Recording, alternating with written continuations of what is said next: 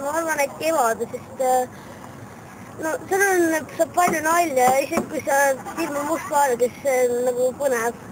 Ja me koolis ka just vaatame, sest meil tuleb külastab see kevade näitaja, tuleb meile järgmine nädal külla.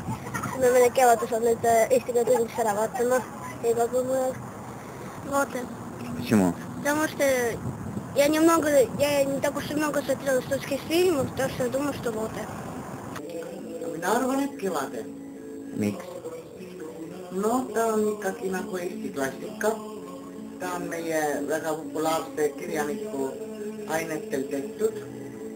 Eesti näitlejad, noored inimesed, kes väga kenasti mängisid, kena loodus ja muidugi nalja saab ka.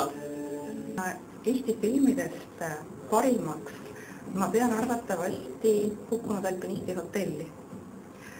Ja seda eelkõige Sven Grünbergi muusika pärast, mis on täiesti omanäoline.